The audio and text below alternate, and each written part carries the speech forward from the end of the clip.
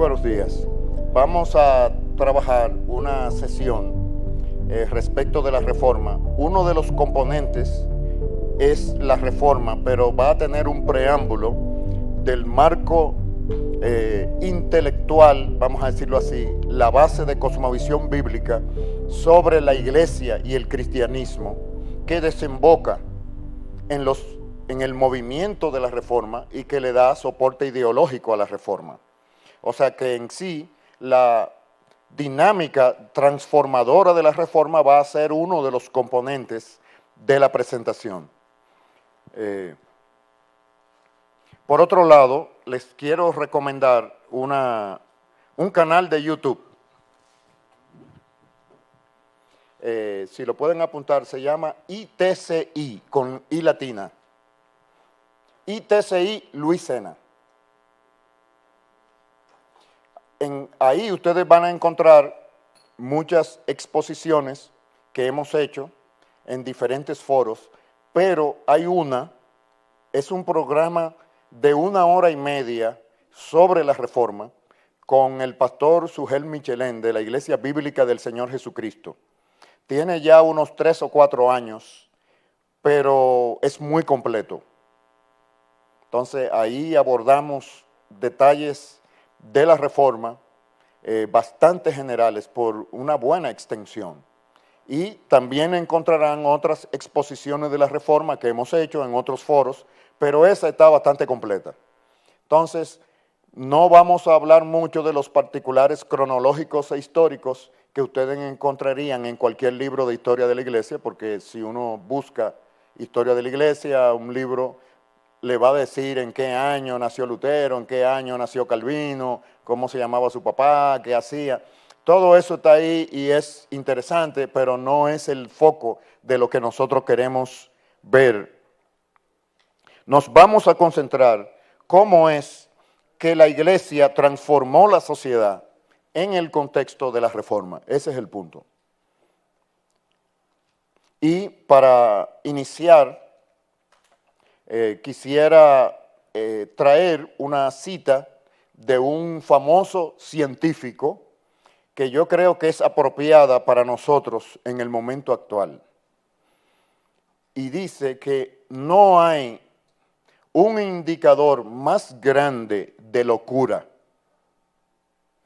que hacer siempre las mismas cosas y esperar resultados diferentes. Si nosotros queremos transformación, ya hay una premisa básica. Lo que hacemos no puede seguir haciéndose igual. Si no, estamos dando señales de locura. Yo creo que eso sintetiza muy bien una actitud humana general de nosotros querer aprender intelectualmente, pero en la acción seguir haciendo lo mismo y esperar que porque pensábamos diferente, los resultados iban a ser diferentes cuando actuamos en la misma manera como estamos acostumbrados. Entonces, vamos a empezar con otra cita de Abraham Kuyper. En 1897, durante el 25 aniversario de su trabajo como editor de la revista The Standard, el doctor Kuyper expresó: un deseo ha sido la pasión gobernante de mi vida. Un alto motivo ha actuado como una espuela sobre mi mente y mi corazón. Y más temprano que tarde, debo procurar satisfacer esta sagrada necesidad puesta sobre mí, no sea que el aliento de vida me falle. Que a pesar de toda oposición mundana, las santas ordenanzas de Dios sean establecidas de nuevo en el hogar, en la escuela y en el Estado, para el bienestar de todo el pueblo. Labrar, por así decirlo, en la conciencia de la nación, las ordenanzas del Señor, de las cuales la Biblia y la creación son testigos, hasta que la nación rinda de nuevo homenaje a Dios. Yo creo que la visión de Kuyper sintetiza el deseo nuestro también.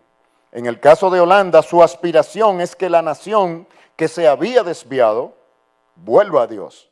en el caso de nuestras naciones, es que encontremos a Dios y encontremos la transformación que la palabra de Dios puede hacer en las esferas más allá de la iglesia.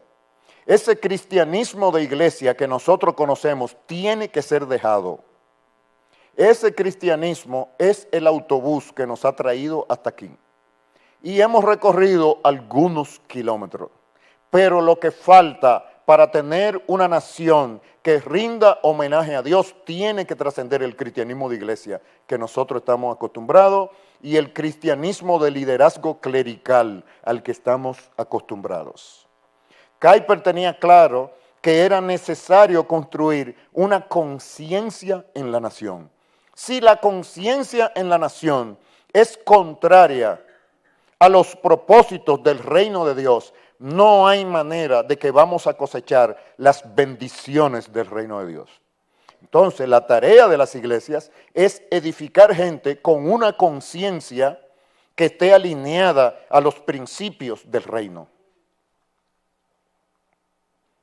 Una buena teología invariablemente producirá un buen jardín.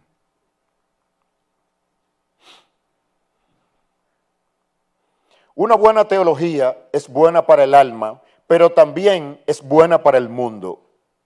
Su visión espiritual le da vitalidad a todo lo que toca, sea un jardín, un estado o una cultura. Porque la integridad de esa teología depende tanto de una cosmovisión bíblica balanceada como de un sólido entendimiento bíblico. Su atención a los asuntos celestiales está integralmente ligada al cumplimiento de las responsabilidades terrenales. Aquí Grant nos está describiendo el balance que nosotros necesitamos. Necesitamos teología, necesitamos iglesia, pero basadas en una cosmovisión bíblica balanceada. Ese es el fundamento, esa es la zapata. Y se expresa en tener impacto no solamente en los asuntos espirituales, sino en los asuntos terrenales. Una teología y una práctica de iglesia que no impacta los asuntos terrenales es inoperante, es inefectiva, no refleja los medios de gracia del reino de Dios. En Romanos capítulo 12, versículo 2, un pasaje muy conocido, nos enseña claramente que la voluntad de Dios para comprobarla solamente puede ser siendo transformados. Y somos transformados a través de la renovación de nuestro entendimiento. En otras palabras, sin la renovación del entendimiento no es posible practicar y comprobar la buena voluntad de Dios. No es posible. Hay temas en la creación, hay problemas que no se resuelven. ¿Ok? Hay problemas que no se resuelven, hay prerequisitos. Aquí, para que comprobar cuál es la buena voluntad de Dios, que es siempre agradable y perfecta, se necesita una renovación del entendimiento. Si no hay renovación del entendimiento, no hay posibilidad de agradar a Dios y por lo tanto de comprobar en la práctica, realizando su voluntad. Eso está claro. Y esto está dirigido a creyentes, no está dirigido a inconversos. No le está diciendo que se conviertan. Le está diciendo a creyentes que renueven su entendimiento para que puedan aprender a practicar y comprobar la voluntad de Dios. El primer tema que debemos abordar entonces es la dualidad en la vida cristiana. Necesitamos sabiduría estratégica, como vimos el primer día en Primera de Crónicas 12:32. Los hijos de Isaacar eran entendidos en los tiempos, es decir, tenían sabiduría para interpretar los eventos que están sucediendo y sabían lo que Israel debía hacer. Eso es lo que nosotros queremos ser. Necesitamos una perspectiva bíblica integral. Nuestra necesidad de integración tiene su origen en el dualismo de nuestra cosmovisión. Así como los profetas del Antiguo Testamento llamaban a Israel al arrepentimiento. Nosotros tenemos que arrepentirnos de nuestro dualismo. No es conocer sobre nuestro dualismo, es ya dejar el dualismo. No es pensando en dejar de fumar que tú dejas de fumar, es dejando de fumar. Entonces, muchas veces nosotros oímos las mismas lecciones una y otra vez. Y hay una realidad en el corazón humano, y es que muchas veces no nos conviene entender. No es que no entendemos, es que no nos conviene. Y esa falta de conveniencia insiste y nos detiene para la acción, porque queremos entender más y buscamos argumentos. ¿Cómo es posible que tantos años estemos equivocados? ¿Cómo es posible que el pastor fulano con 50 años en el ministerio puede estar equivocado? ¿Cómo es posible que el teólogo tal esté equivocado y yo me he seguido por él? Podemos poner todas las excusas, pero ciertamente hay realidades que no nos conviene entender. A los fariseos y a los saduceos no es que no entendían el mensaje de Jesucristo, es que no les convenía. Su bolsillo dependía del abuso que ellos estaban haciendo sobre el pueblo. Los saduceos gobernaban las ofrendas del templo. El pueblo de Israel en el tiempo del Señor Jesucristo tributaba para los romanos y tributaba para el templo, y entre los dos tenían al pueblo en opresión y en pobreza. Y quienes administraban las ofrendas del templo eran los saduceos. Y los fariseos entonces, como para terminar de exprimir la riqueza del pueblo, atento a religiosos y a ministros y a hombres de Dios, terminaban de sacarle el dinero al pueblo pretendiendo ser muy devotos. No les convenía el mensaje de Jesucristo.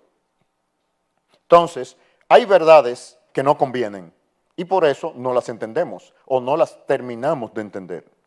El paradigma fundamental que la Ilustración institucionalizó en la cultura occidental es que los aspectos físicos y espirituales de la vida están separados. Y cuando los evangélicos pensamos igual, no estamos pensando de acuerdo al reino de Dios, estamos pensando de acuerdo a la Ilustración, que era atea. Entonces, cuando nosotros hablamos de dualismo evangélico, no estamos hablando de algo pequeño, estamos hablando como una especie de cáncer en la salud. Una enfermedad mortal, no es una gripe. De modo que esa insistencia en que lo importante en la vida y en el reino de Dios es simplemente la iglesia y lo espiritual, hace referencia a la Ilustración y al trabajo del infierno, no al trabajo del reino de Dios. La iglesia participa de la dualidad. Este marco de referencia de la vida, el marco dualista, con áreas físicas y espirituales separadas, está incrustado también en la iglesia cristiana de Occidente. Los domingos en la mañana, durante nuestros tiempos devocionales y de oración, operamos en la esfera espiritual. El resto de la semana, en nuestras vidas profesionales, operamos en el ámbito físico y por lo tanto, sin quererlo, actuamos como ateos funcionales. Ser cristianos no resuelve el problema de un entendimiento dualista de la vida.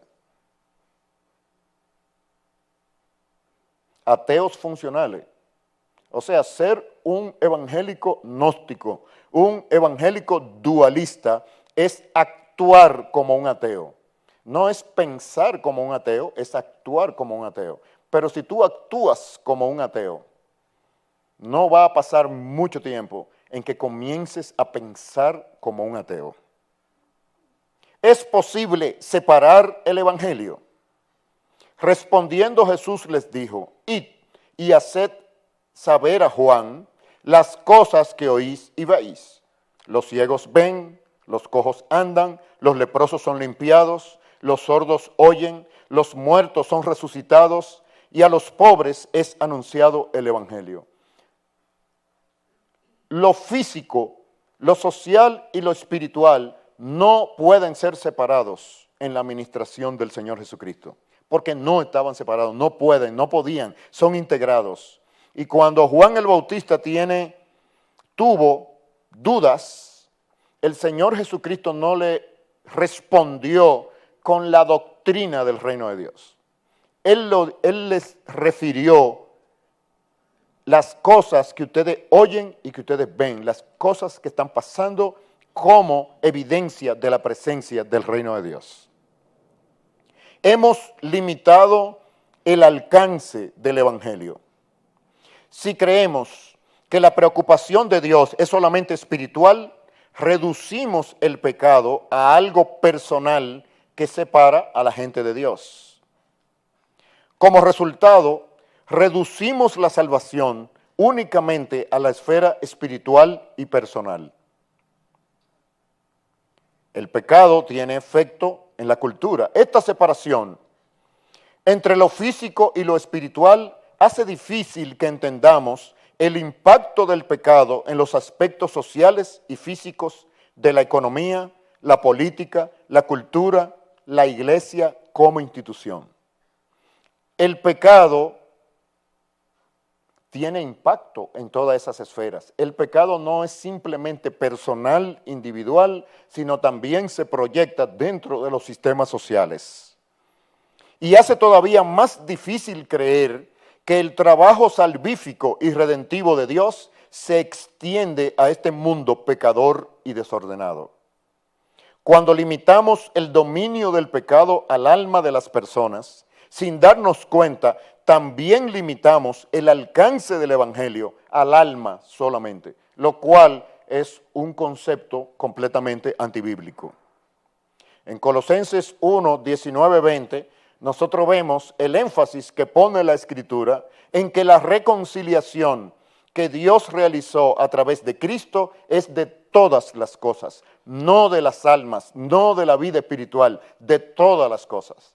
Y a veces nosotros tenemos que preguntarnos qué parte de todas no entendemos. Es difícil entender que todo es todo. Sin embargo, en nuestras prácticas demostramos tener problemas con eso.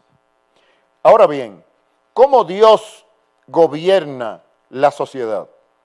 Recuerden que nosotros estamos hablando del impacto del reino de Dios en la sociedad, en la totalidad de la sociedad, no en la iglesia.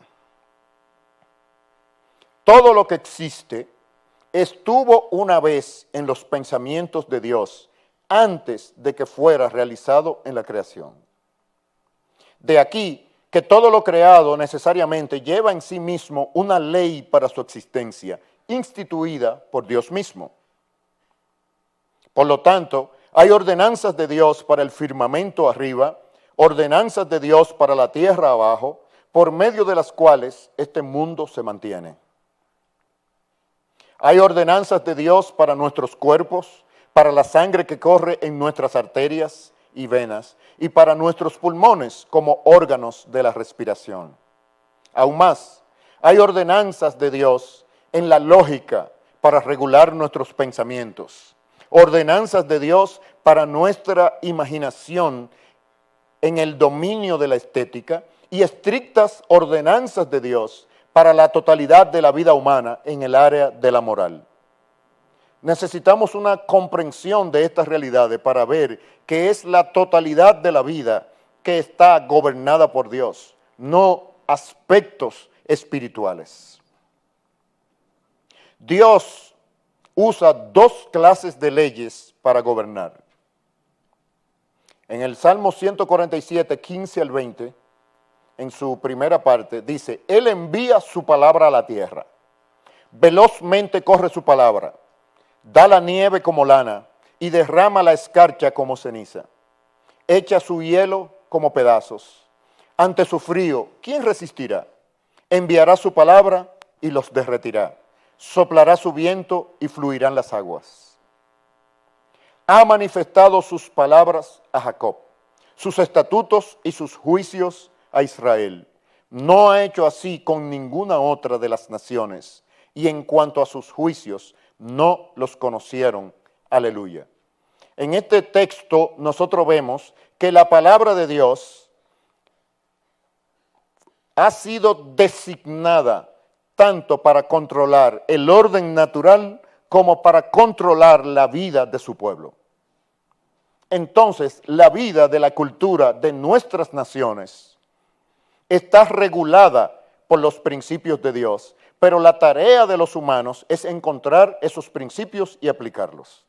Si no los encontramos, los discernimos y los aplicamos, entonces estamos fuera del propósito de Dios para nuestras naciones. Pero aún así, Dios mantiene nuestras naciones funcionando. Por lo tanto, su ley sigue siendo aplicada, tanto en la creación como dentro de su pueblo.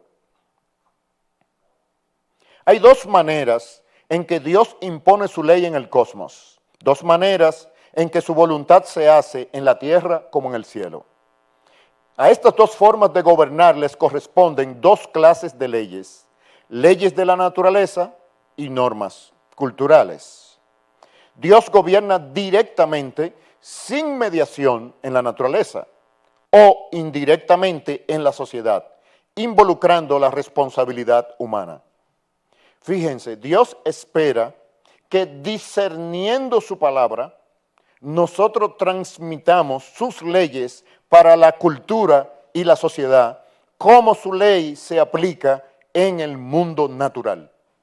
O sea, son dos dinámicas diferentes, pero el propósito es el mismo: el gobierno de Dios sobre toda su creación, de una manera en el mundo natural y a través de la mediación humana en el mundo social. Pero al final estamos hablando del gobierno de Dios sobre la totalidad.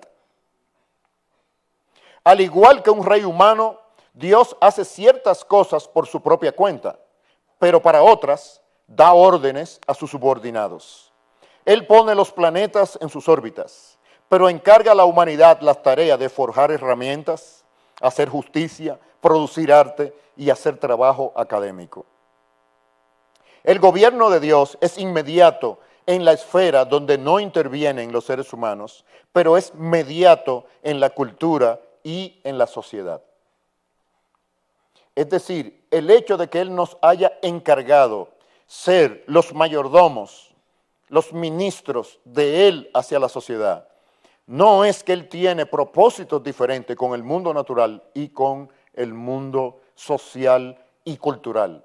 Es que nos ha puesto a nosotros como administradores, y ahí es donde está el problema. Ahí es donde nosotros tenemos que corregir nuestra manera de pensar, nuestra manera de sentir y nuestras voluntades. En tercer lugar, vamos a ver la naturaleza y misión de la iglesia. Primero, la identidad. Vosotros sois linaje escogido, real sacerdocio, nación santa, pueblo adquirido por Dios, para que anunciéis las virtudes de aquel que os llamó de las tinieblas a su luz admirable. Eso es una descripción de puesto clara. Cuando uno entra a una empresa y empieza su proceso de orientación e inducción dentro de la empresa, te dicen tu descripción de puesto, primero la visión, misión, valores de la empresa, luego tu descripción de puesto. Aquí hay una descripción de puesto clara de quiénes somos la iglesia y qué es lo que debemos ser. Pueblo adquirido, en otra palabra, comprado, si necesitamos más claridad, esclavo. Eso es lo que somos, adquirido. O sea, cuando a ti te compran, ¿qué es lo que tú eres? Ya, está claro. O sea, el lenguaje diplomático, pero vamos a aterrizarlo para entender. Nosotros no tenemos voluntad propia, ni como individuos, ni como familias, ni como iglesias. La iglesia no tiene voluntad propia. Los líderes de la iglesia no son dueños de la iglesia. La iglesia es una expresión de esa, es pueblo de Dios y es adquirida. Y estamos hablando de la iglesia en el sentido de la comunidad total, no de la institución o ministerio. En Mateo 28, 19:20 nosotros conocemos este pasaje, la misión directa asignada al pueblo de Dios en esta época de la revelación de Dios es hacer discípulos a todas las naciones, enseñándoles que guarden todas las cosas que os he mandado. No todas las cosas relacionadas con la vida espiritual o emocional o interna o de la iglesia, no, todas las cosas. La iglesia es la evidencia de la redención en toda la creación. La redención de toda la creación. La iglesia es un organismo espiritual, y aquí estamos citando a Kuyper, que incluye al cielo y a la tierra, que en el presente tiene su centro y punto de partida de sus acciones no en la tierra, sino en el cielo. Obviamente no está hablando de una iglesia local, sino la iglesia como pueblo de Dios. El conjunto de iglesias que hay por todo el mundo que son fieles pertenecen a un conjunto. Una iglesia local es una unidad en ese conjunto. Aquí está hablando de la iglesia en el conjunto como pueblo de Dios. Tiene su punto de partida y su centro en el cielo, no en la tierra. Dios colocó el centro espiritual de este cosmos, la creación ordenada, en nuestro planeta e hizo que todas las divisiones de los reinos de la naturaleza en esta tierra culminaran en el ser humano. Por eso, cuando el ser humano cae, toda la creación es afectada.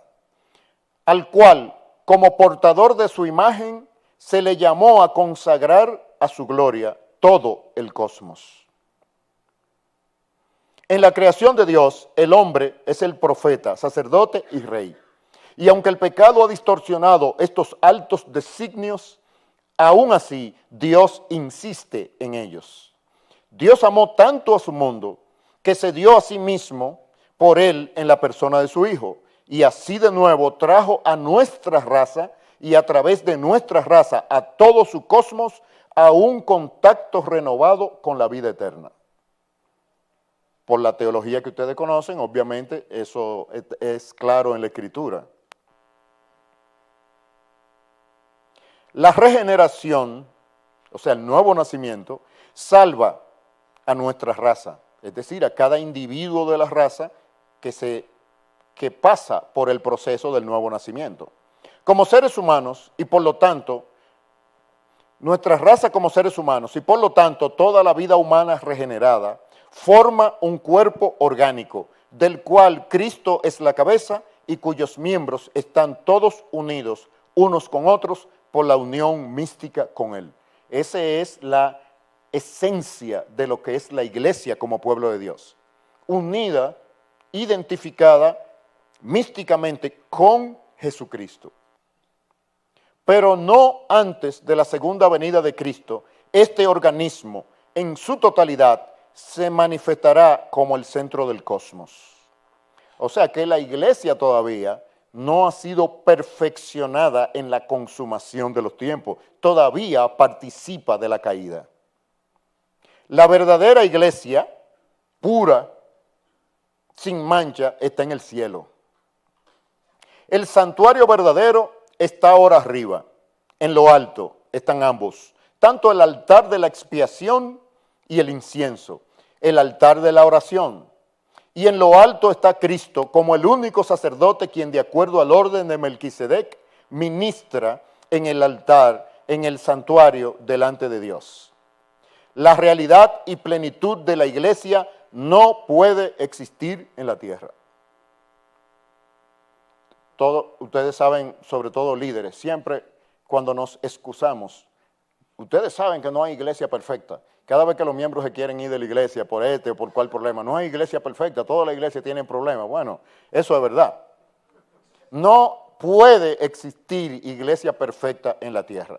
Ningún hijo de Dios debe imaginar que la iglesia real está en la tierra, sino que por el contrario, él tiene que confesar que Cristo en forma humana, en nuestra carne, ha entrado en el mundo invisible y que con él, alrededor de él y en él, nuestra cabeza está la iglesia verdadera, el santuario real y esencial de nuestra salvación. La iglesia local es una representación imperfecta de esta iglesia perfecta.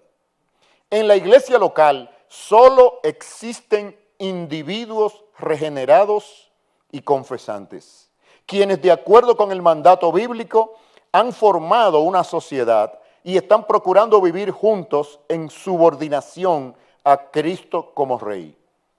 Fíjense la distinción entre regenerados y confesantes. Los confesantes son los inconversos que son parte de nuestra iglesia. Todas las iglesias tienen una cantidad de personas no regeneradas. ¿Quiénes son? Por su fruto lo conoceréis. Lo que siempre aspiramos es que no sea el pastor. Aunque en muchas ocasiones sí sucede. Esto es la iglesia en la tierra, no los edificios, no la institución, no una orden sacerdotal. El propósito de la iglesia no se encuentra en nosotros, sino en Dios, en la gloria de su nombre. Por razón de la gloria de nuestro Dios, es necesario tener la regeneración seguida de conversión. Y para esta conversión, la iglesia tiene que contribuir por medio de la predicación de la palabra de Dios. En el hombre regenerado brilla una chispa, pero en el hombre convertido la chispa se transforma en una llama y esa llama irradia su luz desde la iglesia hacia el mundo, para que de acuerdo al mandato de nuestro Señor, nuestro Padre que está en el cielo, sea glorificado. La gloria de Dios que se genera, la luz y la sal dentro de la iglesia, tiene que proyectarse necesariamente hacia afuera. El cristianismo fiel transforma la iglesia, a la iglesia y a la sociedad, el modelo de la reforma protestante. Aquí vamos a aplicarlo, ver cómo transcurrió esos principios que hemos hablado en el contexto de la reforma protestante. Pero la palabra de Dios transforma a la iglesia y a la sociedad. En la situación actual que nosotros nos encontramos en el mundo del siglo XXI, la iglesia necesita reforma. No solamente la sociedad. La iglesia en Colombia necesita reforma, no la sociedad colombiana. No es verdad que la iglesia en Colombia tiene la solución para los problemas de Colombia. Los dos necesitan ser reformados. Y si la iglesia tomara el poder en Colombia, la iglesia evangélica, la situación sería peor. Porque además de todos los defectos humanos que hay en los cristianos de Colombia, se le va a sumar que sus corrupciones son por causa de Jesucristo. O sea que es peor. La gloria de Dios sería más menospreciada todavía. De modo que cuando nosotros hablamos de reformar la sociedad de Colombia, estamos presuponiendo que la iglesia de Colombia se reformó. Porque si no, lo que tenemos es más de lo mismo. La condición disfuncional de la iglesia medieval, obviamente la iglesia católico-romana, bajo la jerarquía de Roma, la iglesia y el mundo fueron puestos la una contra la otra, el uno contra el otro. La una como santificada, la iglesia, y el otro bajo la influencia de demonios. Ese era el concepto católico-romano medieval, pero se parece mucho al evangélico. El exorcismo eliminaba este poder demoníaco de todo lo que estaba bajo la protección, influencia e inspiración de la iglesia. ¿Ustedes quieren un principio de opresión más grande que ese? O sea, que todo lo que no le pertenezca a la iglesia y esté consagrado a los líderes de la iglesia pertenece a los demonios y al mundo. Por eso tenía que ir un sacerdote con agua bendita cuando tú empezabas tu negocio para santificarlo y consagrarlo a Dios. De aquí que en un país cristiano la vida social completa debía estar cubierta por las alas de la iglesia. Oigan, ese es el pensamiento que colonizó y ha influenciado y está en la psiquis interna de Latinoamérica. El pensamiento de la contrarreforma católico-romana. Nuestros países se formaron bajo esa plataforma religiosa y su aplicación social. En la base de nuestras instituciones, incluyendo el gobierno civil, está este pensamiento de la Iglesia Católica, que no es un pensamiento, sigue siendo activo. Si hay un poder en el mundo que domina y controla, el mundo es el Vaticano. No es la City de Londres, ni es Wall Street, es el Vaticano. Y Latinoamérica ha sido discipulada, monitoreada y vigilada constantemente que no se salga de ese carril. Y esa institución a la vez financia a la derecha y a la izquierda. El magistrado, el gobernante, tenía que ser ungido y estar confesionalmente atado. El arte y la ciencia tenían que estar bajo la censura y estímulo eclesiástico. La industria y el comercio tenían que estar amarrados a la iglesia mediante la atadura de los gremios. Y desde la cuna hasta la tumba, la vida familiar estuvo bajo la iglesia como su guardiana. Este fue un esfuerzo gigantesco en reclamar el mundo entero para Cristo. ¿Cuál es el problema? Que le daba demasiado ventaja a los humanos. Y como humano caído, obviamente, los líderes de la iglesia de ese tiempo se quedaron con el santo y con las limosnas. Como resultado natural, el mundo corrompió a la iglesia y por su dominio sobre el mundo, la iglesia se convirtió en un obstáculo al libre desarrollo de cada aspecto de la vida. Como resultado natural, ¿verdad?, de poseer el mundo, de dominar, lo que pasaría si la iglesia evangélica controlara Colombia. Eso ya le pasó a la iglesia católica. ¿Qué pasó? Por su dominio sobre el mundo, la iglesia no está llamada a dominar el mundo, la iglesia se convirtió en un obstáculo para el libre desarrollo del mundo. Fue una barrera, por eso la Edad Media limitó los poderes de desarrollo y transformación de la Europa medieval. Por 1000 años estuvo Europa atrasada, hasta el punto que tuvo que sacar la cabeza del agua y buscar en las fuentes antiguas de Grecia y de Roma inspiración para su vida cultural, porque la iglesia, el cristianismo de ese tiempo lo había ahogado la vida de las naciones europeas. El proceso de reforma, haciendo su aparición en una condición dualista, ya de producto del catolicismo, la reforma en Ginebra produjo un cambio en el mundo de los pensamientos y los conceptos. Colocándose delante del rostro de Dios, honró al ser humano como portador de la imagen y semejanza de la divinidad, no la iglesia. Y honró al mundo como creación divina, colocando frente a la sociedad dos grandes principios: la gracia particular que opera salvación y la gracia común a través de la cual Dios, manteniendo la vida del mundo, afloja la maldición que pesa sobre éste, reduce su proceso de corrupción y permite su libre desarrollo para su gloria como creador. Entonces, eso produjo la transformación de la sociedad. La iglesia se retrajo, eso quiere decir, se echó para atrás, para ser solo la congregación de los creyentes.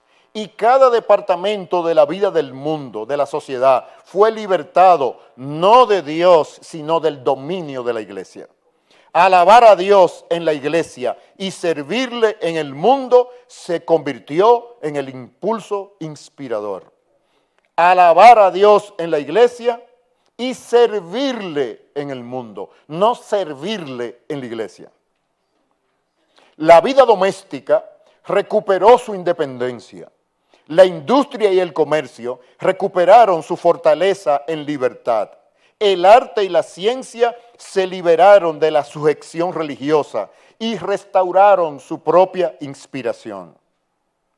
Y el hombre empezó a entender el sometimiento de la naturaleza con sus fuerzas escondidas y sus tesoros como una tarea sagrada, impuesta por la ordenanza original del paraíso de sojuzgad la tierra y señoread sobre ella, lo que nosotros conocemos como el mandato cultural.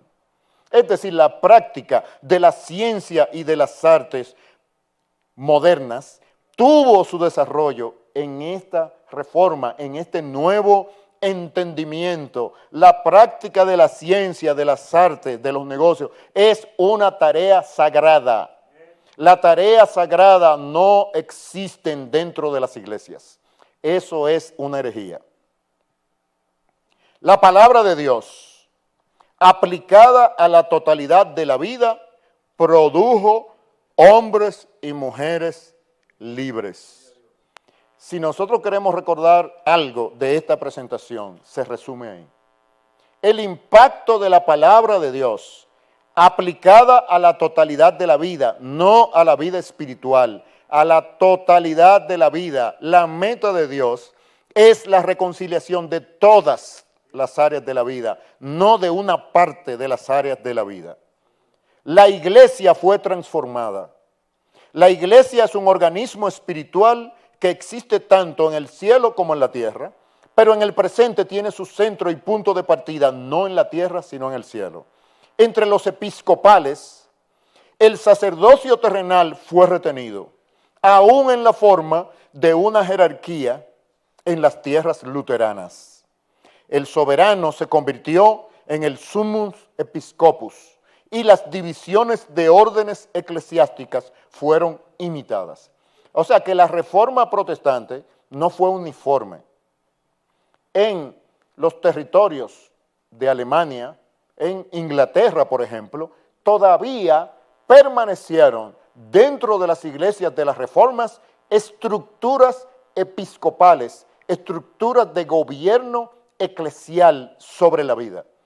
Tanto en Alemania con la iglesia luterana como la iglesia anglicana en Inglaterra, fueron iglesias gobernadas por el poder político. Los reformadores que sirvieron en esas naciones, si bien adelantaron la agenda de la reforma, todavía retuvieron un germen, un gen, como se dice en la genética, característico de la Edad Media, donde el poder político todavía era el gobernante de la iglesia. La reforma en Suiza, el calvinismo, por el contrario, proclamó la absoluta igualdad de todos los que se involucraban en el servicio de la iglesia y rehusó adscribir a sus líderes y oficiales cualquier otro carácter que el de ministros servidores. O sea, no todas las ramas de la reforma tuvieron la claridad que tuvo la reforma en Suiza, desde Ginebra. En otra palabra, en la iglesia todos son servidores, también los líderes. El clericalismo medieval que se mantuvo en cierta forma en el luteranismo y en la iglesia anglicana no fue aceptado en la corriente doctrinal que se produjo en Ginebra, la corriente de la Reforma. Y esa corriente fue la que transformó mayormente Suiza, una buena parte de Alemania, Holanda, Escocia, Inglaterra, y fue la base para la colonización de Norteamérica, de la nación norteamericana. Es de esa línea que viene. Por eso esas naciones que hemos mencionado tienen en alto grado el sentido de la libertad. Alemania no es igual que Suiza y no es igual que Holanda y no es igual que Inglaterra en su pensamiento y su cosmovisión. Y eso se demostró muy claro en la Segunda Guerra Mundial. En la Segunda Guerra Mundial, el partido nazi pudo amarrar a los alemanes, porque en los alemanes el principio de la libertad no había fructificado como en Inglaterra. Inglaterra estaba clara en una cosa: Alemania podía vencer. De hecho, ellos estaban preparados para ser arrasados por Alemania. Pero el líder de Inglaterra en 1940 entendió claro y lo dijo en un discurso a la nación: nosotros vamos a resistir en las calles, vamos a resistir en los campos, vamos a resistir dentro de nuestras familias, vamos a resistir en todas partes, nunca, nunca, nunca nos vamos a rendir. El objetivo de Alemania, el objetivo de Hitler no era destruir Inglaterra, sino que Inglaterra se rindiera, hacer las paces con ellos, tener hegemonía sobre Inglaterra para marcharle a Rusia. Esos eran los planes de Hitler. Entonces, su idea era desmoralizar Inglaterra para hacer un tratado de paz bajo los términos de Alemania. Pero los ingleses, herederos de la reforma de Suiza, entendieron claro que eso nunca iba a pasar mientras hubiese uno de ellos vivo. ¿De dónde ustedes creen que salió ese espíritu de Inglaterra? En ese momento, los nazis controlaban toda Europa continental, completa. Y España era socia de Hitler, con Franco. Entonces, toda Europa. O sea que Inglaterra estaba sola. Su única esperanza material era que los Estados Unidos se involucraran en la Segunda Guerra Mundial. Pero los ingleses inicialmente echaron la pelea solos.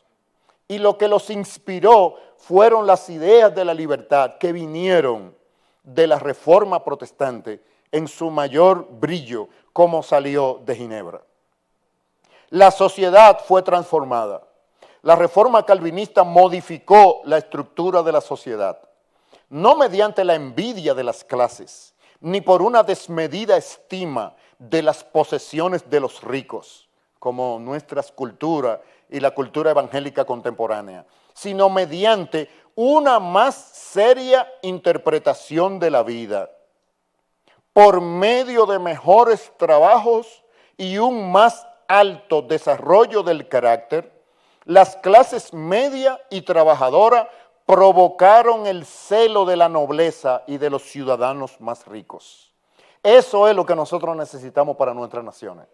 No es que los pobres imiten y envidien a los ricos, es que a través del discipulado de Cristo, ellos interpreten su vida de una manera, produzcan sus trabajos de una manera y desarrollen un carácter que, aunque sean pobres, los más ricos y nobles tengan que reconocer el calibre de persona que se produce mediante el discipulado de la Iglesia Evangélica.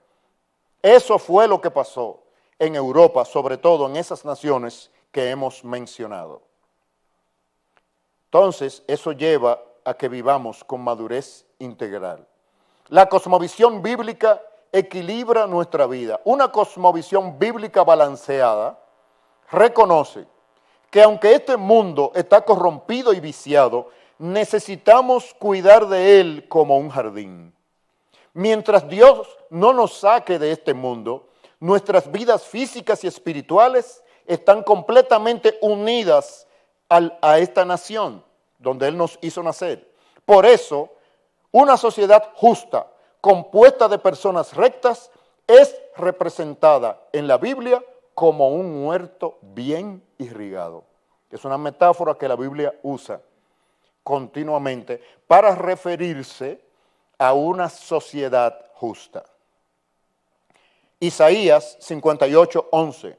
Jehová te pastoreará siempre, y en las sequías saciará tu alma, y dará vigor a tus huesos, y serás como huerto de riego y como manantial de aguas, cuyas aguas nunca faltan. Eso es lo que nosotros queremos para nuestras naciones, que sean como huertos bien irrigados. Oh hombre, Él te ha declarado lo que es bueno.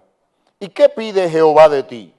Solamente hacer justicia y amar misericordia y humillarte ante tu Dios. Eso resume el perfil del habitante de ese huerto bien irrigado. Jesús parafraseó la enseñanza de Miqueas 6:8. Ay de vosotros, escribas y fariseos, hipócritas, porque diezmáis la menta y el eneldo y el comino, y dejáis lo más importante de la ley, lo más importante de la Biblia. Lo mismo se podría parafrasear para nosotros los evangélicos. Hemos dejado lo más importante de la ley, la justicia, la misericordia y la fe. Esto era necesario hacer sin dejar de hacer aquello. ¿Cuál es la relación del pueblo de Dios con su comunidad, en su entorno, la iglesia local y el pueblo de Dios dentro de la nación? Vamos a decir, el pueblo de Dios de Colombia dentro de la nación de Colombia. Una ilustración de ello bíblica está en Jeremías 29, 4 al 7. Así ha dicho Jehová de los ejércitos, Dios de Israel, a todos los de la cautividad que hice transportar a Jerusalén, de Jerusalén a Babilonia. Oigan, Dios le está hablando al pueblo que él lo está enjuiciando y lo mandó al exilio por infieles. Le trajo la catástrofe, los mandó a Babilonia, y a esos que mandó a Babilonia bajo juicio, les envió esta palabra con Jeremías. Edificad casas y habitadlas, y plantad huertos, y comed del fruto de ellos. Casaos y engendrad hijos e hijas. Dad mujeres a vuestros hijos, y dad maridos a vuestras hijas, y multiplicaos ahí, y no os disminuyáis. Y procurad la paz, el shalom, de la ciudad a la cual os hice transportar, y rogad a Dios por ella, a Jehová, porque en su paz tendréis vosotros paz. ¿Saben en dónde está la paz y el shalom de la iglesia evangélica de Colombia? En el bienestar de la gente de Colombia. Si la gente de Colombia no está en bienestar, los cristianos de Colombia nunca lo van a estar. Están amarrados, y ese es un principio que Dios le dijo. Dios le está diciendo, miren, órenme a mí por el bienestar de esos paganos de Babilonia. Porque en el bienestar que yo le dé a Babilonia está el bienestar de ustedes como remanente de mi pueblo. Ese principio está en la Biblia, en el Antiguo Testamento. ¿Queremos más claridad de ahí? Preguntas.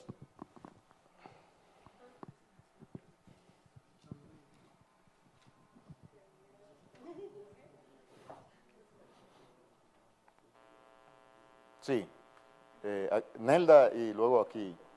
1.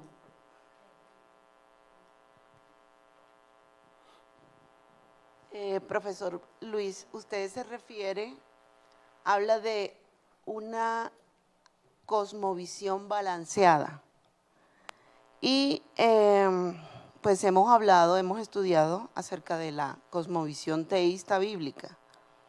¿Qué diferencia hay entre las dos? No sé. No, la cosmovisión teísta es balanceada. La cosmovisión animista y secularista son desbalanceadas. Sí, pues yo lo entiendo, pero a veces se refiere a la cosmovisión balanceada, entonces quería… Sí, claro. Sí, porque balanceado es un atributo, lo que está diciendo es que está equilibrada. Equilibrada, sí. Exacto. Lo entendimos y con él. Y las otras cosmovisiones, el problema de la caída es que desbalancea la creación y se va para un lado o por otro, porque tiene principios idolátricos detrás. Y los principios idolátricos siempre desbalancean la buena creación de Dios. Ok. Otra inquietud que tengo es con respecto a la regeneración seguida de la conversión, que usted lo mencionaba. Pues en mi ignorancia pensaba que la conversión era primero que la regeneración. O sea, yo me convierto a Cristo y después viene el proceso de regeneración. No, en la teología reformada, una cosa es el nuevo nacimiento y otra cosa es el crecimiento en Cristo. Por eso, en la epístola a los Hebreos, hablándole a creyentes, en Hebreos capítulo 5, dice que el alimento sólido es para aquellos que por el uso han desarrollado los sentidos en el discernimiento del bien y del mal. Y Pablo en Corintios amonesta a los corintios: tuve que hablaros como a niños en Cristo. Una cosa es ser regenerado y otra cosa es crecer en madurez en Jesucristo. Entonces, aquí, ese proceso de conversión desde la teología reformada habla de ese proceso de madurez. Es decir, pueden haber personas salvas, inmaduras, y esa inmadurez lo lleva a actuar como impío. No es que son santicos. O sea, cuando Pablo dice, tuve que hablaros como a niños en Cristo, eso es lo que está diciendo, ustedes lo que parecen es inconversos. Y yo tuve que rebajarme a hablarle a ustedes de esa manera por lo que estaban haciendo. O sea, los problemas que tenía la iglesia de Corinto entre la mezcla de creyentes y profesantes eran problemas grandes. En la Santa Cena lo que estaban haciendo era borrachera y comiendo como locos. O sea, sus mismos hábitos paganos proyectándolo dentro de la iglesia. Entonces, hay una diferencia entre ser regenerado y crecer en el fruto de esa regeneración. Ok, gracias. Sí.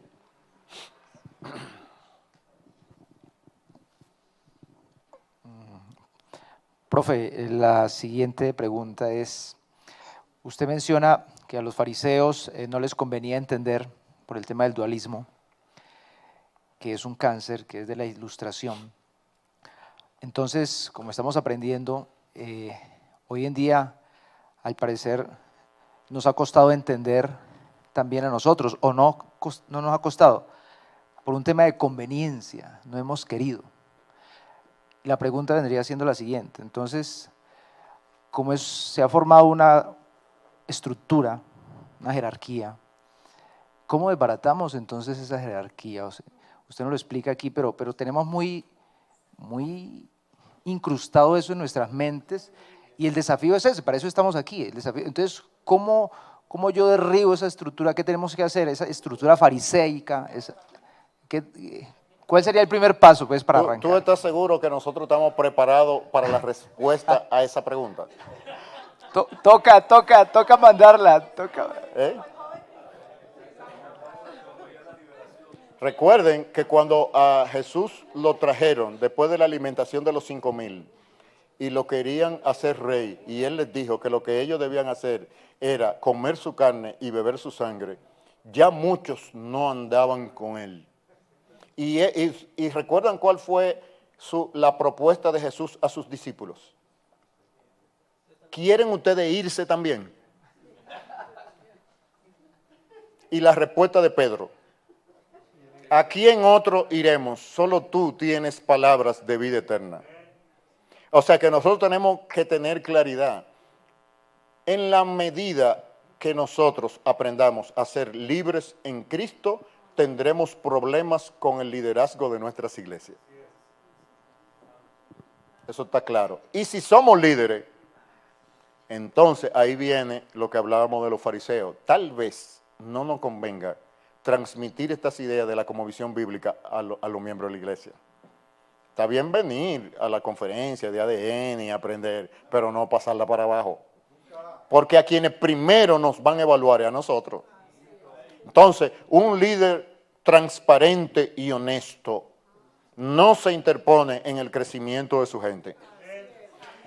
Todos esos logros que nosotros estamos enumerando de los países europeos, había un pensamiento ministerial claro. Los líderes se reproducían en sus miembros.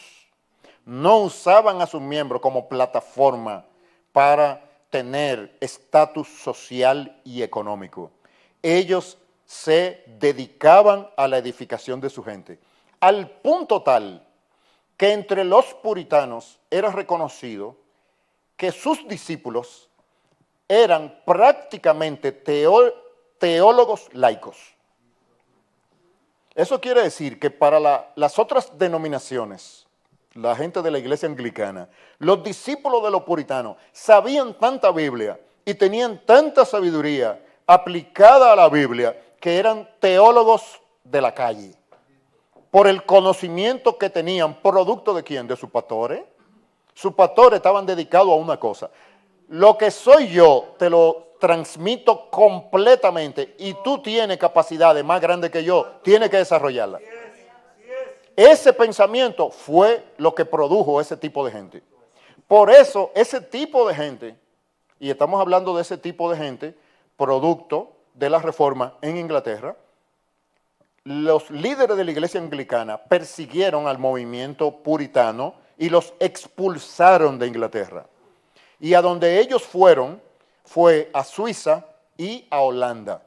Por eso es que cuando se abre la oportunidad de emigrar a las nuevas colonias en Norteamérica, las emigraciones van de Inglaterra principalmente y de Holanda. O sea, Estados Unidos tiene un fuerte componente inicial de británicos que fueron a Holanda. Y es cuando, unos años después, se vieron confrontados con presiones políticas del gobierno de Inglaterra. Ellos eran colonia de Inglaterra. Por lo tanto, les correspondía tener representación en el Parlamento de Inglaterra. No solamente que la corona británica les cobrara impuestos. Ese fue el tema de la tensión entre Inglaterra y las 13 colonias norteamericanas. Cuando esa opresión se maximizó, su respuesta no fue la de esclavos y sirvientes. Fue la de hombres y mujeres libres. Pero no fue tan fácil, porque en muchas de las votaciones entre las 13 colonias, para decidir si se independizaban o no, la votación salía empate. Tuvieron que ir a varios ciclos. Y en uno de los ciclos hubo un hacendado del sur de Estados Unidos, un individuo común y corriente, nadie lo conocía como político. Un hombre de negocio, de plantaciones, sabio, con una gran biblioteca, etcétera, sabía griego, educaba a sus hijos, se levantó y dio un discurso que terminó diciendo, más o menos algo así: es la comodidad un bien tan alto para ser comprado al precio de las cadenas. Yo no sé ustedes, pero a mí me dan libertad o mátenme. Y eso inclinó la votación de los representantes de las 13 colonias y se decidió separarse de Inglaterra, lo cual significaba ir a una guerra. ¿Y qué? Pelear eso para defender los principios del reino de Dios aplicados y la voluntad de Dios en la nación. Sí, si eso es lo que cuesta, eso es lo que hay que hacer. Ese evangelio a nosotros no nos lo han enseñado. Nosotros tenemos que ir a buscar las versiones originales del evangelio que hemos conocido, porque el que nos transmitieron a nosotros no llega hasta ahí. A nosotros nos dice que toda autoridad ha sido puesta por Dios, y si el rey fue puesto por Dios y él quiere sacarnos los cuartos y no nos da derecho, pues Dios dijo que es así. Entonces, eso es de los indios de Paraguay, de los indios, pero no de la gente que fueron transformados por la reforma. Y nosotros los latinoamericanos pensamos como indios todavía. Por eso, porque la reforma no ha llegado a nuestras naciones. La contrarreforma lo impidió y el evangelio que vino con los misioneros le tuvo miedo. Le tuvo miedo a enfrentarse a los poderes temporales y se adaptó a la plataforma católico-romana de Latinoamérica. Y era muy conveniente porque promueve una jerarquía que le favorece muy bien a los líderes. Por eso, en nuestras iglesias, usualmente, los líderes viven tan bien. Ni siquiera en el promedio de los miembros de la iglesia. Muy por encima del promedio. ¿Por casualidad? Bueno, tal vez. ¿Alguna?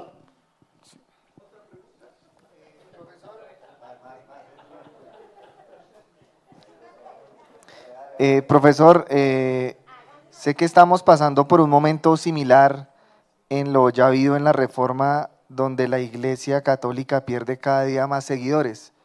En los diferentes países, en lo que he venido leyendo, cada vez más gente se pasa al cristianismo. Entonces, ¿podemos esperar alguna posible reacción de parte de esta institución, como ya pasó en una época donde hubo una guerra de religiones? ¿Y nosotros cómo podemos reaccionar como cuerpo de Cristo, si de pronto más adelante esperamos ver cuando la iglesia pierda cada vez más fieles y se pasen a las iglesias cristianas? No. Oye, la Iglesia Católica está controlando los procesos en Latinoamérica de todo lo que está pasando. Eso no está por casualidad. Eso lo está controlando. Y lo está controlando a través de gente que tiene mucho dinero y ese dinero, quien es dueño, es la Iglesia Católica. El poder económico más grande del mundo es el Vaticano. No es Londres, no es George Soros, es el Vaticano. Ellos les sirven ahí. Ahora bien, no va a haber guerra entre la Iglesia Evangélica y la Iglesia Católica. La Iglesia Evangélica lo que es más o menos es una Iglesia Católica light, en ese sentido. No va a haber guerra, no va a haber guerra. A quien hay que reformar es a la Iglesia Evangélica. La nueva reforma es de la Iglesia Evangélica, porque esa es la que está inefectiva.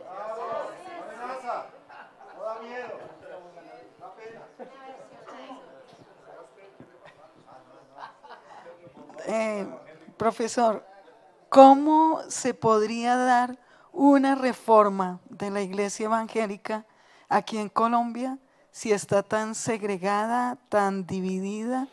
Y antes, cuando se dio la reforma, en el tiempo de la reforma, era la iglesia católica. Pero nosotros somos congregaciones, grupos, y si fuera a haber una reforma, ¿cómo se podría dar en medio de toda esta situación? Bueno, yo iniciaría diciendo cómo no se podría dar, cómo no se puede dar, esperando que sea promovida por los pastores evangélicos que tenemos ahora. Nunca va a pasar. ¿Ok? Entonces, luego, ¿cómo podría pasar? Mediante una autodidáctica de los miembros de las iglesias, estudiando la reforma protestante y volviendo a los principios de la Escritura. O sea, autoformándonos y convirtiéndonos en hombres y mujeres libres dentro de la iglesia. Eso no quiere decir que nos salgamos de la iglesia, pero no siendo borrego e indio, ya. El pastor es un servidor igual, no es un especial entre nosotros. Eso no es verdad. No es verdad que los misterios de Dios vienen en una concentración mayor, como en los perfumes, que hay esencia y agua de colonia. Nosotros somos agua de colonia y los líderes son la esencia. No. Somos todos servidores. ¿Dónde vamos a aprender eso? ¿Nos lo van a enseñar del púlpito? Claro que no. Entonces, afortunadamente, como en la reforma del siglo XVI, el invento tecnológico de la imprenta facilitó la difusión de las ideas y de la Biblia, los medios masivos de comunicación son la base para la transmisión de las ideas en el tiempo contemporáneo. Es a través de las redes que nosotros nos vamos a nutrir para aprender a ser cristianos libres de Jesucristo. Y seguimos adorando en la iglesia, pero no bajo ese sometimiento estructural y clerical que ha adoptado en general y con excepciones, porque no vamos a ser absolutos. Hay pastores que sí son gente clara, sincera, pero hay que salirlo a buscar como Diógenes el griego con una linterna. No abundan por su cantidad. Entonces, la nueva reforma tiene que ser autodidáctica, tiene que ser de las nuevas generaciones y utilizando los medios masivos de comunicación. Los canales tradicionales de estructura de la iglesia evangélica más bien se van a levantar en contra de ese proceso. En contra, a la franca. Atenta completamente contra sus intereses. Así como Jesucristo, al voltear la mesa de los cambistas, mandó un mensaje claro. Estaba en contra de la economía de los fariseos y en contra del estatus religioso de los fariseos. Fariseo y saduceo eran enemigos hasta que el rabí de Galilea apareció. En una cosa hicieron consenso: a este individuo hay que quitarlo del medio.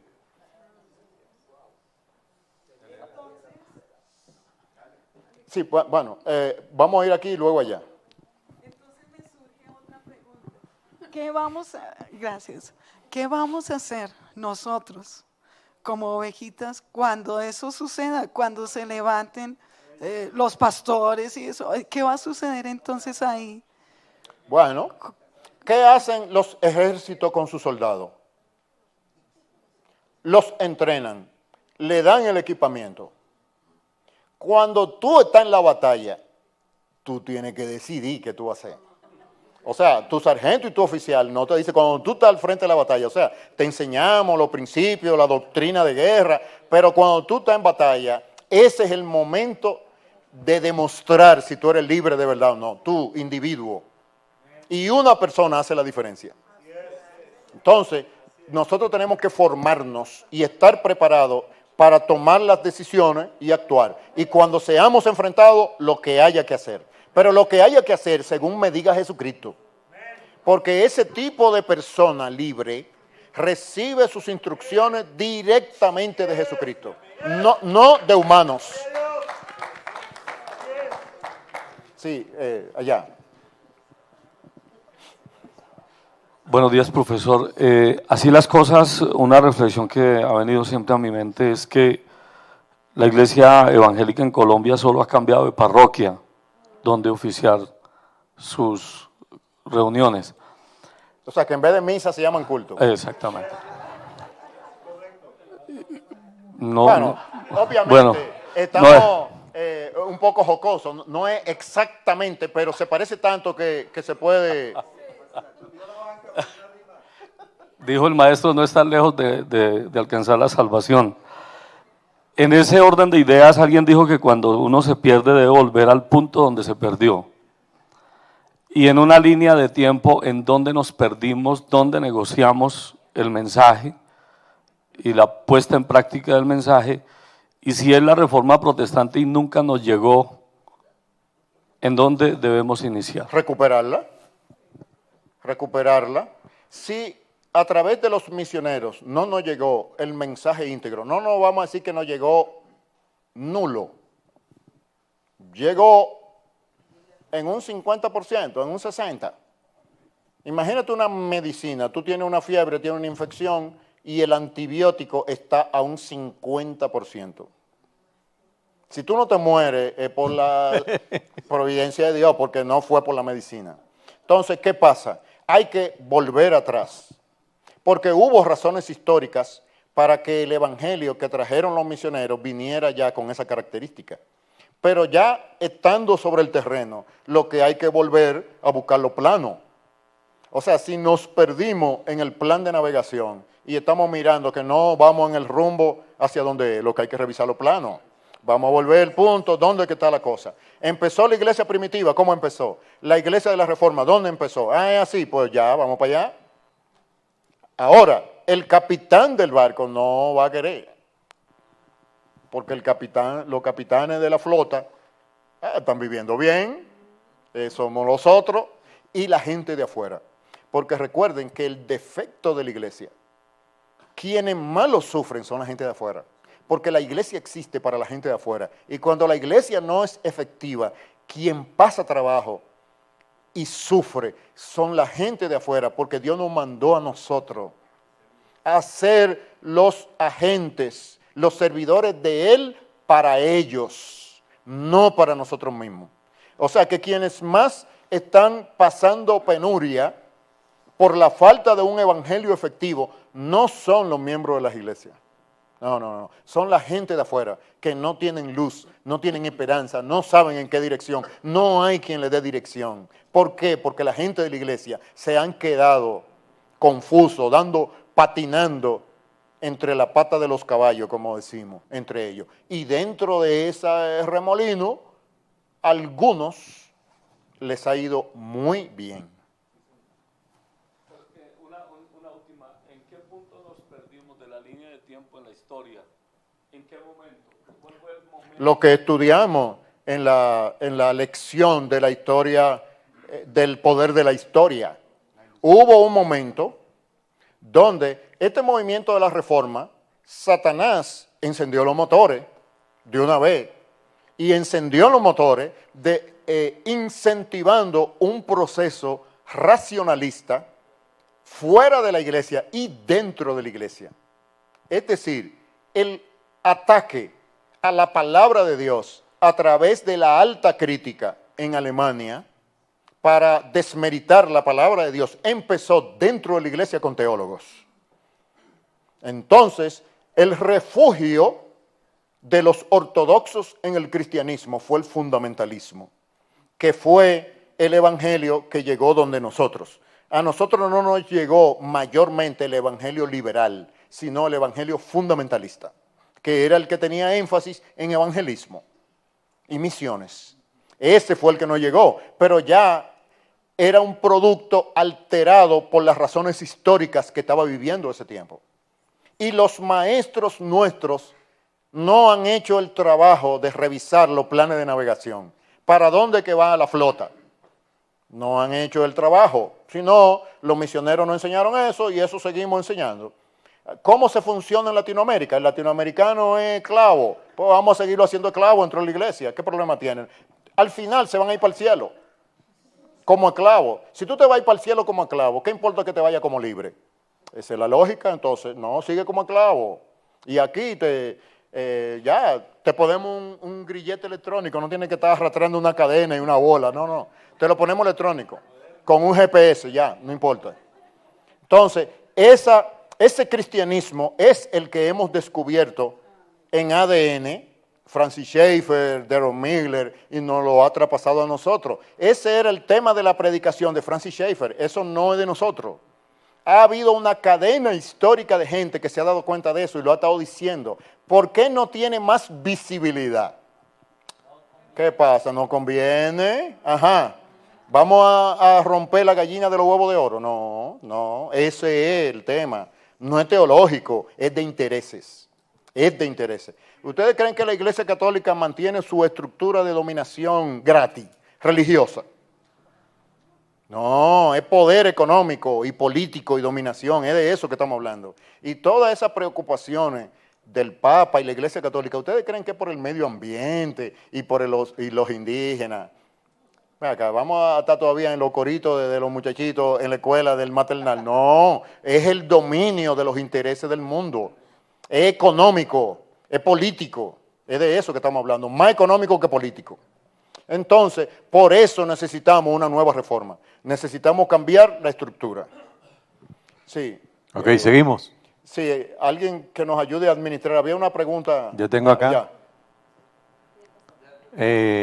Tocando la parte económica, yo creo que es bueno tocar la fibra más íntima del bolsillo. Sobre el diezmo y la ofrenda. Háblenos un poquito de eso. Eso nos saca un poco del tema y no estamos preparados otra vez. Nos va a pasar lo mismo que vinieron a hacer.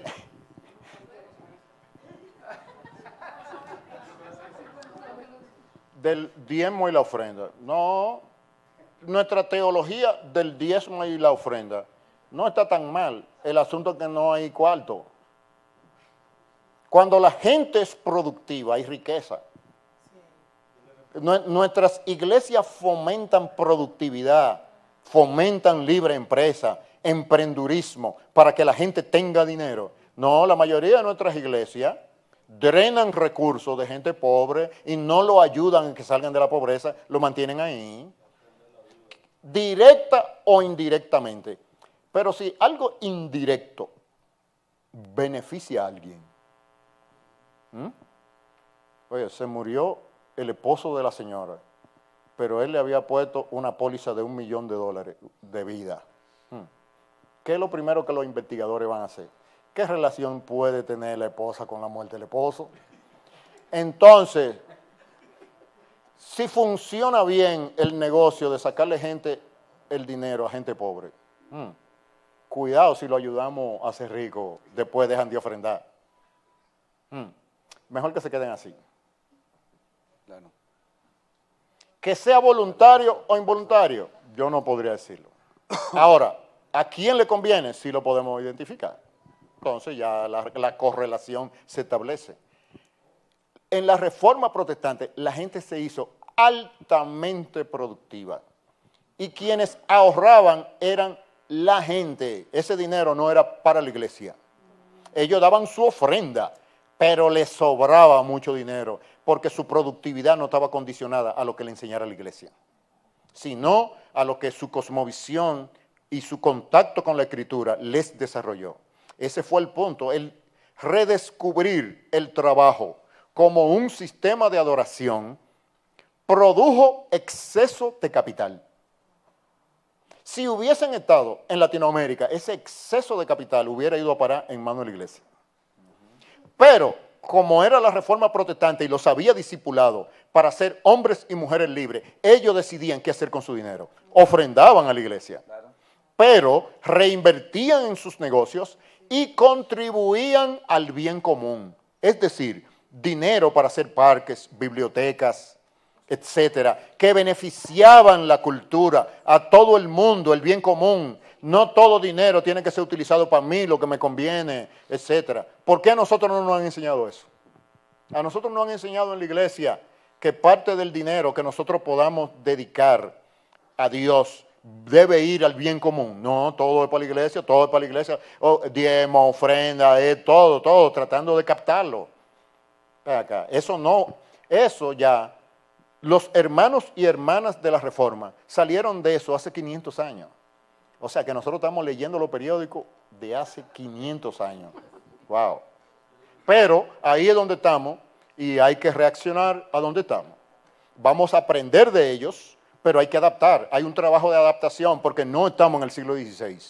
El siglo XXI no es el siglo XVI. O sea, hay que aprender de allá y analizar lo que está pasando para ver cómo los principios se apliquen. Y eso es una tarea de inteligencia, de herederos de la tribu de Isaacar, de gente entendida en los tiempos que sepan lo que hay que hacer. Ese es el trabajo. No es una tarea sencilla. Oír eso en una conferencia está bien, suena bien, pero lunes, martes, miércoles hay que vivirlo. Hay que vivirlo en el mercado y hay que vivirlo en las iglesias. Sí, había otra pregunta aquí. Sí, no, a ver, son un poco de cosas acá. Pero en principio quisiera que me acordaras, profesor Luis, un momento en el que te referiste con el término herejía de la iglesia. No, me perdí ahí, estaba bien atento pero son tantas cosas tan importantes. ¿Te acuerdas en qué momento mencionaste herejía relacionado con la iglesia? De la iglesia evangélica. No Sí. recuerdo en cuál contexto la mencioné, pero son muchas. Son varias. Sí, pudiéramos comenzar a enumerarla, no terminé. Bueno, luego hablamos de eso usted y yo en un Pero cafecito. en el particular no recuerdo en cuál, me parece que fue en el concepto del dualismo. Tal vez. Entre esa separación entre lo físico, lo social y lo espiritual. Tiene ese carácter, no es algo sencillo. Ajá. Porque a veces nosotros lo oímos, dualismo evangélico, evangelio gnóstico, eso es Sí, como... porque creo que es delicado referirse como herejía a la iglesia.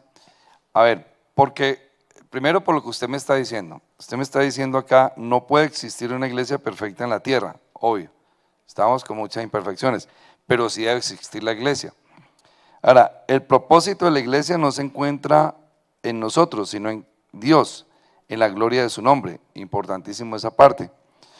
Y es tan importante la iglesia que Yarley llegó aquí a Colombia hace 7 años. ¿Y a dónde llegó a trabajar, a operar? A la iglesia. ¿Dónde estamos ahora nosotros? Aquí en una iglesia. Nosotros en la iglesia, desde la iglesia, allá enseñamos la conferencia de visión y ya empecé a ayudar a empoderar a pastores de la iglesia. Me ha costado duro y algunos ya me miran como feo, me miran como raro. Dentro de nuestra misión, también algunos lo ven a uno como, está como diciendo cosas extrañas. Y para mí no fue sencillo y continúa siendo complejo desmontar. Yo he dicho lo siguiente, nosotros venimos de un modelo de eventos. Llegó el profeta tal, el evangelista tal, el fulano de tal, 3 días, tocábamos el cielo con las 2 manos, una vez hablábamos con Yarley eso, y listo, y cada quien se fue para la casa a enfrentar los problemas, y no se empoderó a nadie. ¿Cómo puedo darme cuenta que hay disfuncionalidad en mi casa?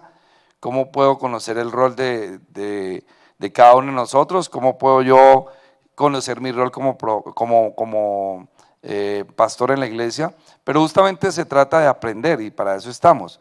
Yo veía mucha preocupación en todos aquí. ¿Ahora qué hacemos? Ella estaba diciendo, ahora somos ovejitas. Yo veo aquí que hay líderes de iglesias donde sus pastores son prominentes líderes nacionales, como el caso de Martín. Pero nosotros no tenemos que venirnos a intimidar ante eso. Nos toca es que ser influencia, ¿no? Nos toca que ser influencia. Me gusta mucho lo que dice acá. La reforma calvinista modificó la estructura de la sociedad, no mediante la envidia de las clases ni por una desmedida estima de las posesiones de los ricos, sino mediante una más seria interpretación de la vida, por medio de mejores trabajos y aún más alto desarrollo del carácter. Las clases media y trabajadora provocaron el celo de la nobleza y de los ciudadanos más ricos. Van a tener que ver en nosotros, los que estamos acá, que llevamos ya tal vez un poco más de 2 años, 3 años, no sé, que estamos en este proceso, van a tener que ver en nosotros una mentalidad diferente, pero van a tener que ver unos actos diferentes, van a tener que ver una conducta diferente. ¿Quiénes? Nuestros pastores, nuestros amigos líderes, la familia en la casa. Creo que de eso se trata. Entonces yo particularmente no miraría ni con broma ni con menosprecio a la iglesia. A la iglesia hay que empoderarla, porque es que Pablo dice, la iglesia es columna y baluarte de la verdad, columna y fundamento. O sea, la iglesia, Pablo se refiere a eso. Entonces yo creo que la pregunta es, ¿cómo hago para que la iglesia en la que yo estoy, o sea, yo no tengo que salir corriendo ni irme a pelear con el pastor de la iglesia? Vamos a ver cómo vamos a ayudarle. Vamos a ver, bueno, yo particularmente le hablaba a los muchachos, al apóstol que pertenece a la misión, el líder de la misión, yo le he llevado todo esto, le he estado insistiendo. Ahora de lo que estamos escuchando aquí, yo le estoy mandando tips y le estoy diciendo, entonces me dice, explícame esto poco a poco. He estado durante más o menos unos 6 meses enseñándole sobre gobierno, pero empecé con autogobierno. No es fácil, a veces como que tragan entero, pero hay que hacerlo con respeto, pero también con mucho amor, pero hay que hacerlo. Y sin intimidarnos, pero tampoco pensar en que la iglesia hay que menospreciarla, que no ha hecho nada. Sí ha hecho cosas muy importantes, pero claro, estamos cambiando de un modelo de eventos a procesos, que son procesos importantes y sobre todo procesos de entender la verdad como es. Pero se supone que la iglesia es columna y baluarte de la verdad, pero ¿cuándo va a ser columna y baluarte de la verdad? Sí. Si nosotros no le ayudamos. Oiga, en mi opinión, de lo que hay que liberar al mundo evangélico en nuestros países es de la iglesia, del concepto de iglesia, no de la iglesia del Nuevo Testamento y de la Biblia. Claro. Las iglesias locales que tenemos en nuestras naciones no pueden adjudicarse, las iglesias evangélicas, que son fieles al contenido de la Escritura y del Nuevo Testamento. Los que sí son, adelante, pero la clave de la reforma no estuvo en la iglesia, claro. Estuvo en que la palabra de Dios en la iglesia se le puso en la mano a la gente común. Fueron la gente común y corriente que hicieron la diferencia. Okay. Ahora, que fueron los líderes de la iglesia que se lo enseñaron, sí, pero esa es su tarea. Eso no es nada especial. Como dijo el Señor, buen siervo, bien ha hecho, ya, eso era lo que tenía que hacer. Y si Dios no prospera en él, va a levantar a otra gente. Entonces, el centro de la vida de una nación no es la iglesia. La iglesia es el punto de donde emana la luz y la sal. Claro, trascendente, importante, pero no se puede quedar ahí. Si se queda dentro de la iglesia, entonces la iglesia es sal que perdió su sabor.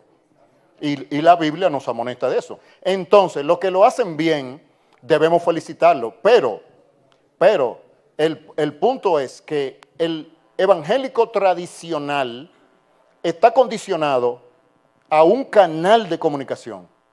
Y si ese canal de comunicación segmenta qué enseñar y qué no. Entonces, eso es igual que lo que pasó con la Iglesia Católica.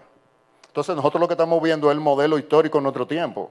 La Iglesia Católica sí era honorable, la Iglesia es honorable, pero Dios no le ha dado esa prerrogativa de dominio sobre la sociedad. No se lo ha dado. O sea que deberíamos de ser sabios en el aprendizaje y honestos en la enseñanza. Claro, pero a eso es que Dios lo ha llamado, a los líderes. O si no, ¿para qué son líderes? Para edificar a los santos para la obra del ministerio. ¿Quiénes hacen la obra del ministerio? Los santos. ¿Quiénes los edifican? Los líderes de la iglesia. Efesios 4 lo plantea claro. Entonces, los que están haciendo eso bien, debemos animarlo, exhortarlo y apoyarlo. Pero no podemos decir que el discipulado de las naciones exclusivamente tiene que pasar a través de las estructuras eclesiásticas que tenemos. Eso suena a lo mismo de la Edad Media. Porque en la Edad Media lo que se creía era que todos los misterios de Dios tenían que pasar por la iglesia. No podían llegar a la gente común y corriente. Y eso lo decidía el clero. De hecho, la salvación pasaba a la gente a través de los sacramentos. Y lo que hacía la iglesia para castigar a los políticos que no estaban en buena lid con el Papa era un interdicto. No le damos misa por 30 días y en esos 30 días se van a ir al infierno. Toda la gente de ahí. ¿Qué hacía el pueblo? De una vez tumbaba a esos políticos porque ellos no se iban a ir al infierno por el rey. O sea que la iglesia utilizó ese concepto. Entonces lo que estamos queriendo decir, la iglesia debe ocupar su espacio en la vida social. No el predominio que tenía o que se formulaba en la Edad Media y en algunas de nuestras comunidades todavía existe una mentalidad clerical que se asimila mucho. O sea, los misterios de Dios nada más van a llegar a esta comunidad si es a través de mí. Y si no es a través de mí, no van a llegar. ¿Cómo? Entonces, O la verdad la tengo solo yo y punto. exacto. Eso es. Entonces, No es reino, no es reino. los pastores fieles están llamados a edificar a los santos. El movimiento de la Reforma prosperó por pastores fieles. O sea, Lutero, Calvino y los otros eran clérigos, pero eran clérigos fieles que entendieron que el modelo de iglesia de su tiempo no está adaptado al modelo del Nuevo Testamento. Y la gota que llenó la copa es que ahora vienen a vendernos indulgencia y que podemos comprar el perdón de pecado futuro.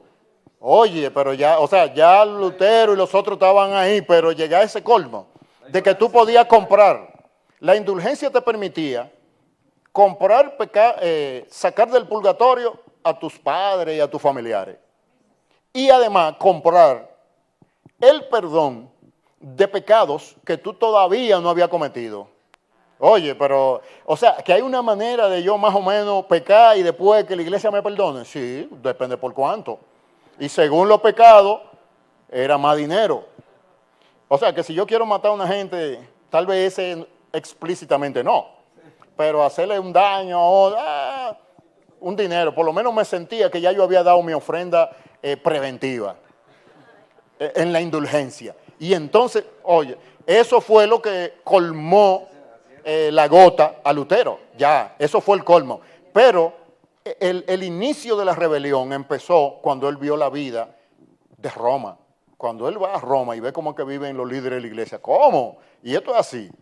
Estos son príncipes renacentistas. Los papas de ese tiempo vivían como en las artes, fomentando las artes, en la bebedera, el vestuario, el estilo de vida. Pero ven acá, Eso es lo que nosotros, unos monjes allá cogiendo lucha con la misa y enseñando gente, y esta gente aquí como príncipe. Oh, eso comenzó una lucha espiritual en Lutero. Él comienza a estudiar la epístola a los romanos, y para colmo viene este hombre, Tetzel, a vender indulgencia en Alemania, y dice, no, pero ya esto hay que pararlo. O sea que fueron líderes de la iglesia. Y la reforma no eliminó la iglesia, le dio su lugar apropiado en la vida de la sociedad, que sigue siendo, ¿de dónde es que la gente aprende a madurar en la fe? ¿Dónde se predica la palabra? ¿En qué otra institución no se predica?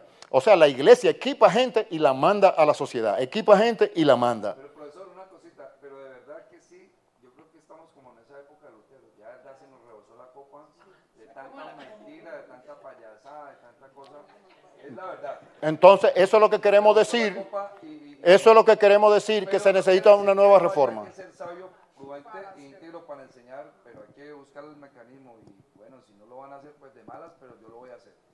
Bueno, bien por usted, pero los que estemos bajo el liderazgo de personas que no son como usted, no podemos esperar que el líder entienda, no hay oportunidad. El reino de Dios no tiene por qué tolerar la decadencia de la sociedad por la falta de luz y la falta de sal. Si la iglesia no emite la sal y la luz, vamos a buscarla en la Biblia, porque nosotros somos también iglesia, somos los miembros de la iglesia, donde está uno de nosotros hay iglesia. Entonces, Dios no hace acepción de personas y punto. sí, exactamente, eso es. Sí, Pastor Johnson y Mina. Bueno, que... No, está bien, ¿Qué? yo acepto que no me vuelvan a invitar, no hay problema. Bueno, hoy entendimos la razón de la convocatoria y el tiempo turbulento para estar acá. Pero qué mañana tan espectacular y tan provocadora para mi vida, como reto de ministerio. Si la historia transformadora no se encuentra completa, sino que se nos da solamente la amplitud sin profundidad, entonces nos quedamos a media. Y creo que cuando el poder de la historia se trata de contar con una historia incompleta, entonces vamos ya sin rumbo. Hay que volver a la profundidad, y esto es un reto, es una provocación tremenda, y claro, esto va a afectar la comodidad que muchos tenemos. O sea, usted ha sintetizado ahí el 50% de la enseñanza de la conferencia de visión. Eso es lo que hay que decirlo en tantas palabras, para que la gente entienda, y tantas veces, eso mismo. Sí. Eso que usted está diciendo, eso mismo es. No el dibujito de la horizontal, eso es lo que queremos que la gente entienda. Y eso da un gran trabajo entenderlo. Sí, sí, realmente, sí, es un reto provocador y va a afectar la comodidad. Ese es el costo de inversión por el cambio y por la libertad de la gente. Porque es cierto, y a veces nosotros estamos buscando que nuestros líderes sean los que tomen la iniciativa y no la van a tomar porque están cómodos. Entonces, nos va a tocar a nosotros romper la comodidad para poder ser fieles al que nos llamó para la misión. Sí, o sea que jornada para mí, súper. Sí, Pastor Johnson. Muchísimas gracias, profesor. Cada vez que te escucho, mi alma y todo mi ser se conmueve muchísimo. Hay un fluir del Espíritu en ti muy valioso, que yo aprecio, respeto y valoro muchísimo. Sobre este tema hay mucho que decir, mucho en qué ahondar. Voy a simplificarlo, no tan magistralmente como mi apóstol Nelson Mina. Me demoro un poquito más en decir eso que él sintetiza. Esto ha costado llanto, ha costado sangre, ha costado dolor, aflicción. Hace 25 años recibimos esta semilla de parte del Señor en medio de mucha aflicción. Mi esposa era mi novia en esa época, llevamos 27 años de casados, y el hecho de que ella lo recibió primero que mi persona en la denominación donde estábamos condujo a que la relación se rompiera después de 2 años de noviazgo. Posteriormente Dios nos pone en un mismo sentir y nos reencontramos y pudimos luego entonces noviarnos y casarnos. Estamos plenamente comprometidos junto con nuestra familia en todo este propósito. Fuimos a una congregación donde estuvimos 11 años y este pastor sencillamente le pareció, este pastor entre comillas, por favor, con mucho respeto, le pareció demasiado comprometedor llevar este evangelio de Cristo, de las inescrutables riquezas de su gracia y de su gloria. Se sintió muy comprometido y renunció. 11 años después, nosotros, a raíz de que él renuncia, tuvimos que salir de allí, de aquel lugar. Se nos vino todo encima, me sacaron de la radio, yo estaba en la radio en esa época, en fin, y tuvimos que volver a empezar, pero siendo fieles a la visión celestial del Señor. Y en este recorrido, cuando escuchamos de ustedes, pues nos unimos porque es necesario trabajar corporativamente para poder hacer un frente común e ir en avance cada día más. Entonces yo lo quiero resumir sencillamente en esto, y obviamente tenemos que profundizar mucho y dejar que el Espíritu de Dios nos vaya guiando cada día. Pero fíjense que tenemos todas estas cosas con unas grandes diferencias en cuanto a un antiguo pacto y un nuevo pacto. Un antiguo pacto, que lo voy a resumir acá, que habla de muerte, condenación, letra, debilidad, eso lo encuentras en 2 de Corintios 5 en adelante, del 1 en adelante, versus el nuevo pacto, que es vida, justificación, espíritu y fortaleza. Una gloria que era en el rostro de Moisés versus la gloria postrera, que es plenitud, que es Cristo. Entonces, ahí donde nosotros tenemos que entrar realmente a fortalecer este proceso, este crecimiento de la vida de nosotros, para que seamos ministros competentes de un nuevo pacto y no de un antiguo pacto, que era de la letra, muerte y condenación. Y esto evidentemente nos va a costar a nosotros hasta nuestra propia vida, porque es la extensión del reino de Dios. Para el Señor poder establecer su reino, recuperarlo y establecerlo en esta tierra, le costó su vida. La vida del unigénito Hijo del Padre le costó. ¿Qué creen ustedes que nos pueda costar a nosotros? Salir de mucha comodidad. Estamos presentes en distintos escenarios. Yo estoy dentro de Colombia Justa Libres y me he sentado con el senador John Milton y le he expresado precisamente eso. No se hace política de la misma forma en que se llenaron los recintos de nuestras congregaciones, y pretender legislar con ese esquema, con esa cosmovisión, con ese pensamiento es una desgracia total, porque es que no le fue entregado al gobierno el proceso de la transformación de una sociedad. Eso le fue entregado a la iglesia, la eclesía de Cristo, aquella de quien Él dijo: yo mismo edificaré mi iglesia, y las puertas del Hades, que son amenazas, no prevalecerán contra ella. Pero todavía no se distingue, no se conoce bien ese tipo de iglesia o de eclesía, que es el cuerpo de élite de Cristo, que debe estar presente aquí en esta tierra en la competencia de Él, siendo Él el que la está edificando y nosotros los colaboradores de Él. Muchas gracias. Muy bien, excelente.